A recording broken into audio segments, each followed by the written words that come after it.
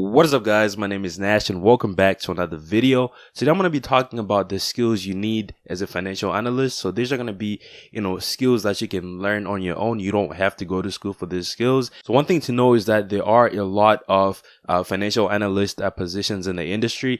This is simply because, there's so many aspects to being a financial analyst. So if you want to go into insurance, right, you might be auditing different plans, or if you want to go into investment banking, you might be, responsible for doing all the research that's needed to do mergers and acquisitions and stuff like that. And the list goes on and on. So there's so many aspects to being a financial analyst that it's impossible to know everything, right?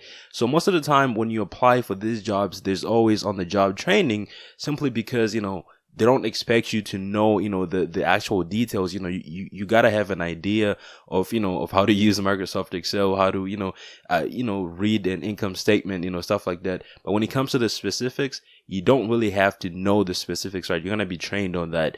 And when it comes to actually getting the job, you don't really need a lot of previous experience because you learn as you go. And the more skills you know, the more valuable you're going to be. So if it's your first time applying for, a financial analyst position, you're going to notice that it's easy to apply for these positions because there's so many of them. But at the same time, when you get started, with the company that you're working with, you're going to see that your responsibilities are going to be, simple things, maybe it might just be data entry where you're just they give you information and you put it in a Microsoft Excel file or Word document. But the more you learn means the more responsibilities you're gonna get, right? So when you get more and more responsibilities, that means you're obviously learning more things, right? So maybe now you're doing the income statements, right, for the company. That's a big responsibility. That's why you need to know this skill. And some people that want to be managers and CFOs and stuff like that, they end up going for their MBA and they end up getting their CFA, which is a topic for a different video. Let me know if you guys want to watch something like that.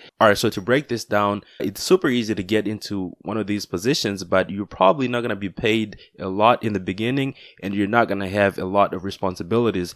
So the more you know, the more you learn, you're going to learn, more skills. And then when you learn those skills, you're going to be given more responsibilities, which means more pay because you're obviously working longer, right? So I went ahead and wrote some of the skills on my phone here. So you might see me looking on my phone. All right. So the first thing is going to be financial modeling. So this is a top skill that you need. So there's so many resources you can use for financial modeling, but I'm going to stick to Excel because everyone knows Microsoft Excel and, it's a lot easier to access it and it's a lot cheaper. All right. So with modeling, you're going to be able to actually create models. Like let's say you're creating a projection for next year's income or for income for every 2 years, right? How much the company is going to make. So what you can do is you can create a template, which is pretty much a model that does it for you. So let's say with this model, the only thing someone has to enter is the maybe how much they made last year. So if you put the revenue for last year, the expenses and stuff like that, everything else autofills, right? And that's how you build a model, right? So this is kind of like a model that someone else can use. Being able to build these models is a great skill to have in your portfolio. All right, so the next one is going to be financial analysis. So this is pretty much breaking down complex financial issues. So it might be as simple as maybe you're creating an income statement and you see that there's $50 missing from the revenue. So now you want to do financial analysis where you try to find the discrepancy in the financial information. So you do an analysis, and there's so many ways to do this. And the next one is going to be data analysis. And this one is a pretty big one because you're going to be working with a lot of data as a financial analyst. And for this, I'll use Microsoft Excel as an example. All right, so some of the data analysis you could do in Microsoft Excel includes things like, maybe using pivot tables to arrange the data in a way that, you're able to tell the difference between the different columns that you have, and arranging it to, how you want it, right? So sometimes you might just get, data that has, let's say you work in the insurance industry and you have, someone's social security, employee ID, the insurance plans they have and their plan IDs, things like that. That's so much information, right?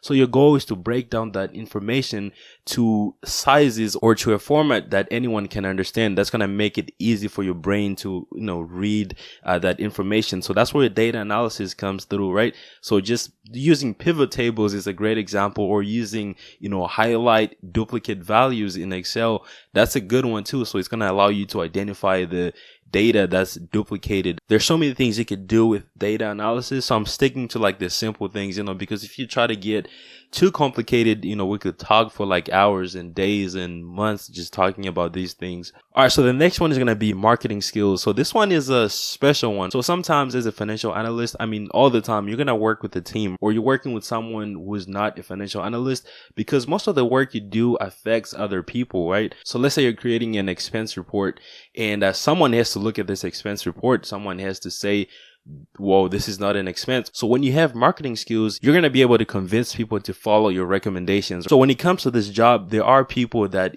end up learning their own ways of doing certain things, right? Their own approaches to things, and you might have a different approach, but still get to the same result. So if you have confidence in your work, you want to be able to convince other people to see it how you're looking at it. So that's where the marketing skills come in.